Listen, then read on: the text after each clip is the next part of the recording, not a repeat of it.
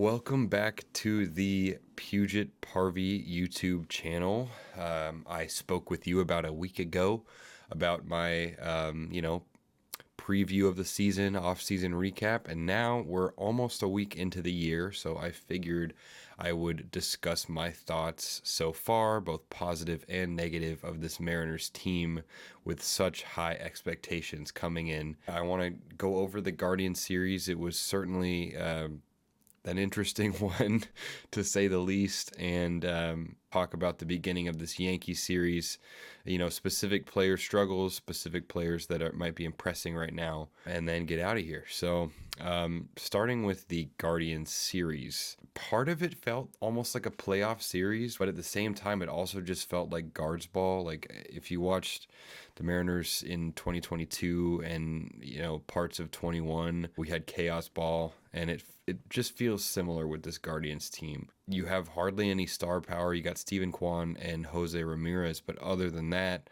a bunch of guys who are not household names, and yet they find a way to be Nats and win those tight games. They're just resilient, pesky. Opening night was disappointing, and a lot of that disappointment is Dan Wilson's bullpen management. We've already seen how he's going to play it this year, and it seems like more of the same from 2025, which is frustrating because when you go to one of your lower leverage bullpen arms in a 1-run or 2-run game, you're basically telling your entire offense and your entire team that you don't trust them to be able to come back from such a small deficit. And in addition, why are you resting guys that haven't even played an entire series yet?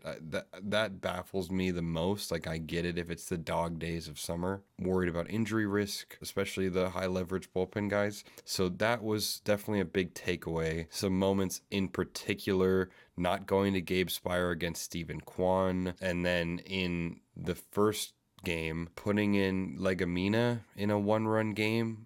He's going to be this year's Trent Thornton, Dan Wilson's favorite toy. But in addition to that, I think it provides an opportunity for maybe some lower leverage guys like Cole Wilcox, who made his 3rd ever Major League appearance actually tonight against New York.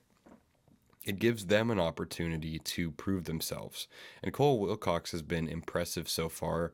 A lot of movement on his pitches. He's upper 90s. Seems like he could be one of those guys that the Mariners pitching lab can work with and turn into maybe a mid-leverage Bizardo type. Anyhow, some of the platoons as well. Dan Wilson is not my favorite manager. I will give him the benefit of the doubt from time to time, but some of the platoons and the pinch hitting situations leave me looking like Cal in this photo. Where is it? It's up here. I just don't understand. It's like copy and paste. Oh, lefty facing a lefty.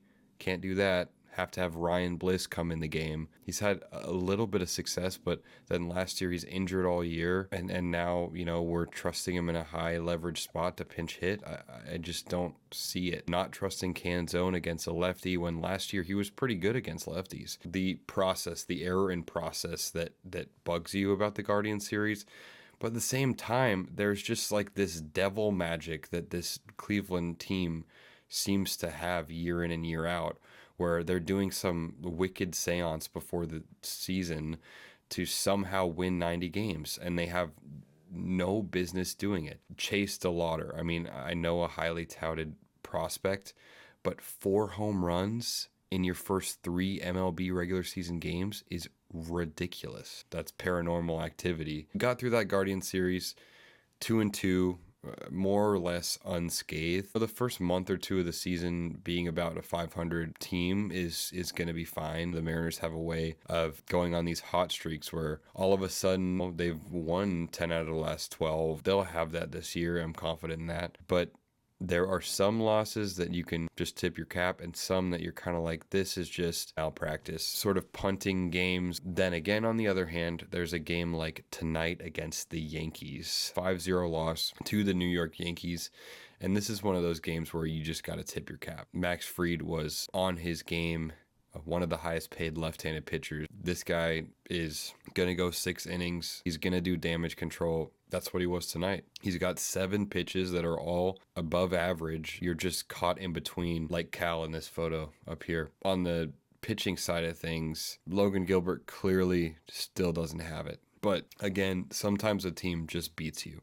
I will go over Logan's sabermetrics and stats in a bit, trying to get to the bottom of why he is struggling early. And I'll also, talk about some other players. So far this season, I'm feeling pretty meh.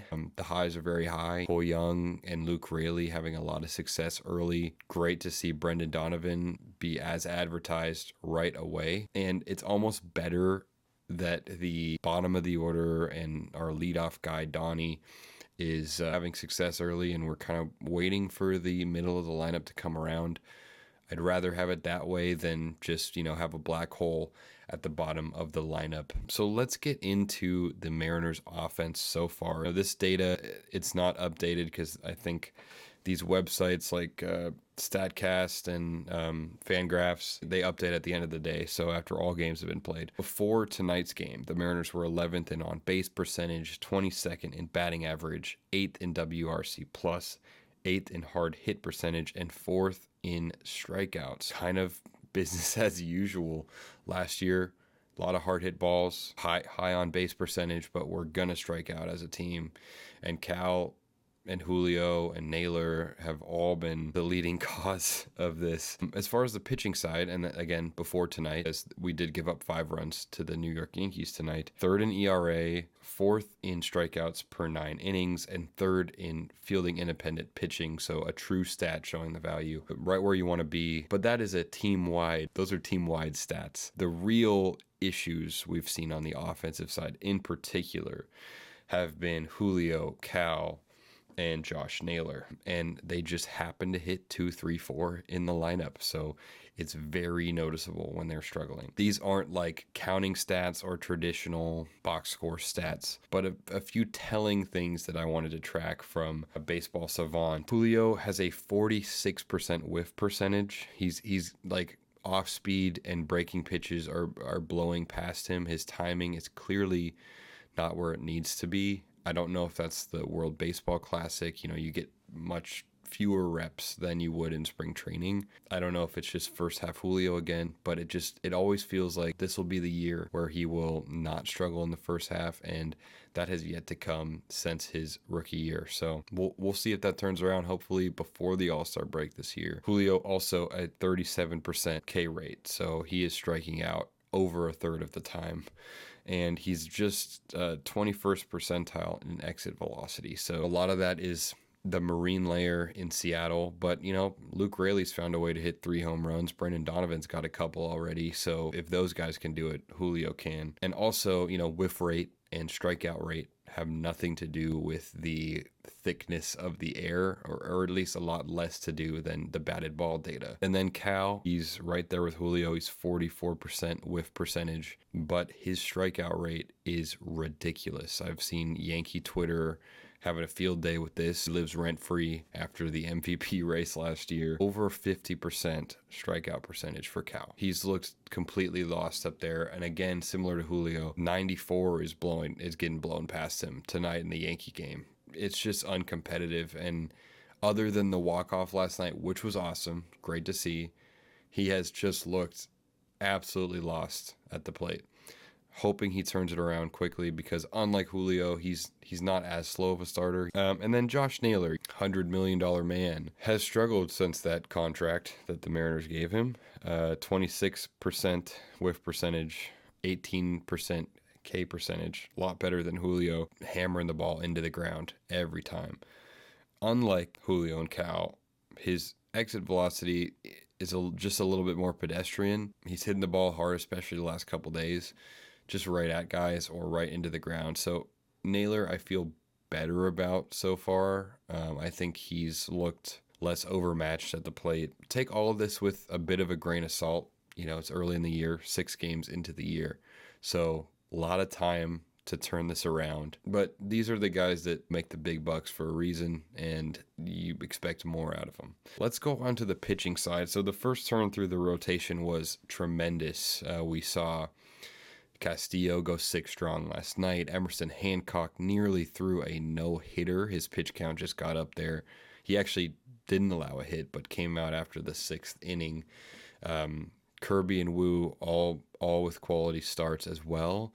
Logan has been the odd man out, and it's looking a lot like 2025. One improvement that I've noticed, especially in the Yankee game, is he's doing a slightly better job of not having these 8, 9, 10 pitch at bats through into multiple double plays tonight, which is a good sign for a pitcher to lower their pitch count.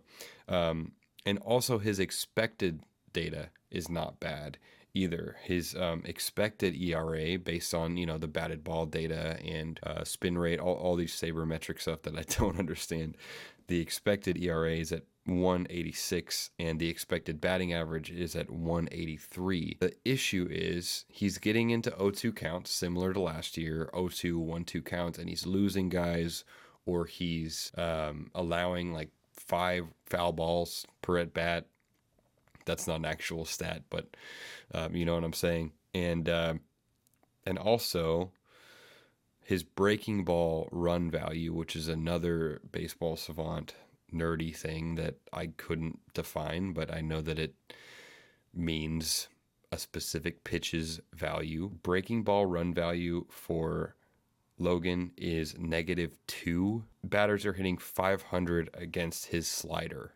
And so that's where a lot of the damage has come. When you have 30 pitches in the first inning like he did tonight, you're going to get worn down and you're not going to go six innings. Another thing on tonight, I think Dan Wilson wanted Logan to wear this start and just allowing a few more runs so that he could save his bullpen, or Dan so badly wanted Logan to go 6 innings that against his better judgment, he allowed him to stay out there after he clearly was gassed and was not going to finish the 6th. I really want Logan to turn over a new leaf. He hasn't really been the same since 2024. But with that being said, the rest of the pitching staff has been tremendous, and there's a lot of positives moving forward. I'll say it once again. I've already said it this video. We are 6 games into the season. So Cal's terrible start, Julio's, terrible start. It's just 6 games. It'll turn around. It's just we have to analyze what's in front of us. So hoping for the best in the rubber match against the Yankees on Wednesday. The Angels going to LA this weekend, so hopefully some momentum going into Anaheim. Anyway, that's going to do it for me today. Make sure to like and subscribe, as the YouTubers say. Follow me on Instagram at PugetParvy or on Twitter, Puget_Parvy. Have a good night, and thank you for watching. Bye.